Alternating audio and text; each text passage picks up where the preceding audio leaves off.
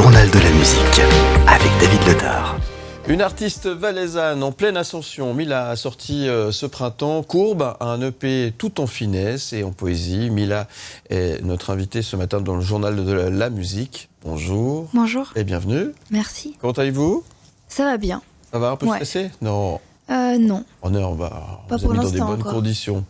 Voilà, en tout cas, merci d'être là. Ça nous fait très plaisir de vous accueillir sur le plateau. David, c'est un vrai coup de cœur.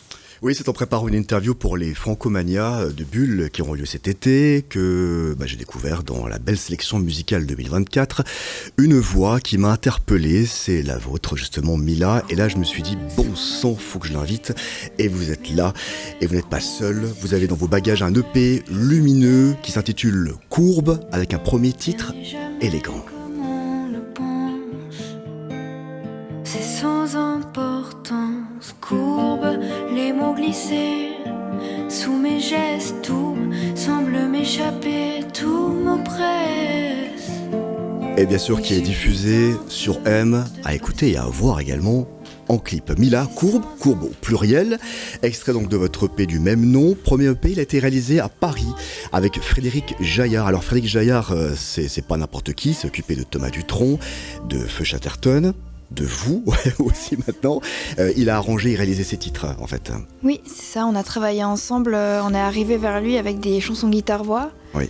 Et à partir de ça, c'est lui qui a tout orchestré et qui les a rendus comme ça maintenant. Il y a d'autres noms encore que je vais citer, je pense à Yann Arnaud qui s'occupait de Stéphane Escher, Dominique A, et puis Chab, Indochine et Angèle. Alors on reste en Valais, c'est en fait Marc Aymon qui va vous découvrir. Racontez-nous. En 2020, je venais de faire mes premiers cours de chant, donc je chantais à peine. Et j'ai rencontré Marc. Et c'était assez intéressant parce qu'il m'a dit tiens, 6 mois plus tard, dans 6 mois, j'ai une tournée pour un album. Si vous êtes d'accord, vous venez faire toutes les premières parties. Ouais. Et moi j'ai dit oui, sauf que j'avais pas de chanson, j'avais jamais écrit de chanson. Et il m'a présenté Jérémy Kissling, on a écrit ensemble. 6 mois plus tard, j'étais sur scène avec mes premières chansons. Donc ça s'est passé très très rapidement, mais en même temps, il y avait une certaine évidence aussi. Je pense que j'attendais qu'on me tende la main et puis on l'a fait. Et oui. À partir de là, tout a Avec commencé. quand même 2 noms importants dans la musique romande, Marc Aymon et Jérémy Kissling, bien sûr. C'est un accouchement, si je peux dire comme ça, si j'ose dire le terme, un accouchement qui aura duré environ 3 ans, la préparation de cet EP. Oui, il y a eu l'écriture des chansons, il y a eu aussi prendre de l'expérience sur scène. Ça a pris du temps et en même temps ça a été très rapide aussi. Et puis une vraie réflexion de essayer de trouver ma couleur musicale. Parce que c'est vrai qu'on a fait beaucoup d'enregistrements et les premiers enregistrements ressemblaient beaucoup à des choses que j'écoutais et pas forcément assez à moi. Et il a fallu 3 ans pour trouver vraiment une identité musicale.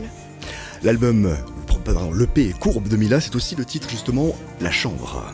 Il y a des larmes, il y a des pleurs, les mêmes qui tombent sur les toits, comme les battements de mon cœur.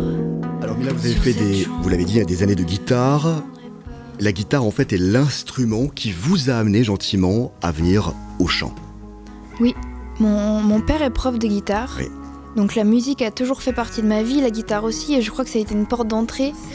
Une porte d'entrée dans la musique, et le chant est vraiment venu très tard. Ouais. Il n'arrivait pas à sortir en fait, cette voix n'arrivait pas à sortir. Je crois que c'était une grande peur. Je pense que jusqu'à mes 19 ans, je savais profondément que je voulais être chanteuse, je voulais faire de la musique, mais j'avais jamais chanté. Ouais. Et donc ce paradoxe-là, il était assez dur, et plus le temps passait, moins j'osais me lancer. Et c'est vrai que c'est à 19 ans que j'ai osé chanter et que j'ai découvert aussi le son de ma voix. Alors sur scène, du coup, vous avez encore la guitare ou moins la guitare? Je l'ai, mais le but c'est de la laisser Voilà. de côté un peu pour justement essayer de découvrir tout ce que je connais pas de ma voix, essayer essayer de pouvoir donner plus, essayer de découvrir un petit peu une gestuelle et tout ce que je connais pas encore très bien. Ouais, enlever gentiment cette protection qu'était la ça. guitare et de laisser cette sublime voix se mettre à nu, à quelque part aussi. On explore le premier EP de Mila, il s'intitule Courbe et c'est aussi le magnifique Fuir au matin. De ma chambre d'enfant sans couleur et refermer mes poings sur ma peine. On a le sentiment, Mila, qu'en fait vous prenez très très au sérieux, entre guillemets, le métier de chanteuse. Parce que rien n'est fait au hasard. Vous aurez pu vous lancer déjà auparavant. Il y a eu peut-être plusieurs occasions, mais non, là il y a vraiment un temps choisi pour tout. Prendre le temps, prendre confiance aussi. Oui, je crois que l'une des raisons pour lesquelles j'ai commencé très tard à chanter, c'est aussi parce que je sacralise aussi la musique, c'est quelque chose que j'aime profondément. J'ai envie de le faire bien, j'ai pas envie de gâcher un peu ma chance non plus. Et c'est vrai que j'essaye de prendre le temps, de surtout pas me précipiter. J'ai tendance à fuir quand ça arrive, quand les choses se passent trop rapidement. Donc c'est vrai que je prends mon temps et que je préfère donner peu et en satisfaire un petit peu les gens aussi, plutôt que de tout montrer et tout dévoiler trop vite. Alors j'aime beaucoup votre humilité parce que vous parlez en fait de la scène. Voilà, vous avez fait un petit peu vos armes là-dessus. Je vais quand même rappeler une chose, c'est que vous revenez de ce printemps d'une très belle tournée avec Marc Aymon. Vous avez été en Hongrie, au Sri Lanka, à Myanmar, en Arabie. C'était une tournée justement francophonie. Et là, je pense que vous avez dû énormément apprendre, j'imagine. C'est assez fou de se dire que... C'est vrai qu'en Suisse, on n'a pas l'habitude d'avoir des tournées de 15, 20 dates.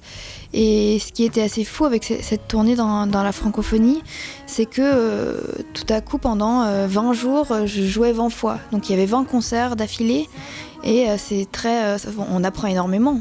Et tout à coup, à la fin de la tournée, j'avais plus besoin de réfléchir à ce que je faisais avec ma guitare, plus besoin de réfléchir à ce que je faisais avec ma voix et j'avais l'impression de dépasser un peu et de donner complètement différemment ce que j'avais, de dire complètement différemment les choses.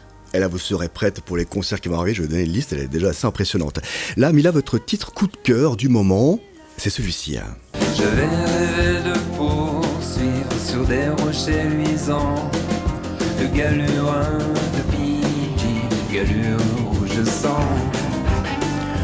Jean-Louis Murat, Polly et Jean, 1999, sauf erreur.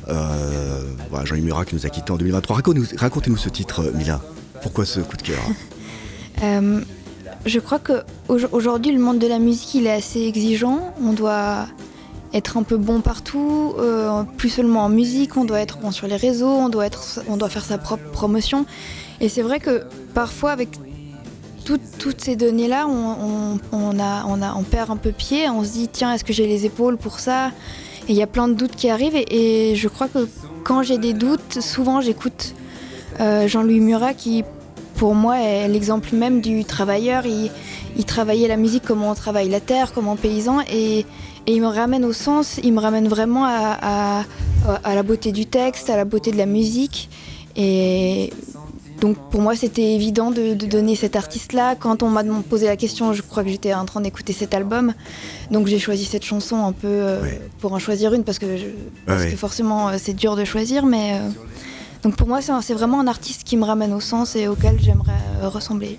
Il savait tout faire justement, il parlait d'amour, de désespoir, de transmission, de la mémoire. La presse spécialisée musicale est unanime, Mila fait partie des artistes les plus prometteurs de la scène musicale romande. Retenez ce nom, Mila, Courbe, l'EP, il vient de sortir alors en édition physique, j'adore, il y a argenté, bleu et doré, voilà, trois possibilités d'écouter justement Mila. Alors vous serez en concert le 4 juillet au Bain des Paquis de Genève, le 6 juillet au Pollen Festival à Sion, le 28 août au Francomania de Bulle, on y sera, et le 5 septembre au Tohu Bohu Festival à Verras, excusez-moi.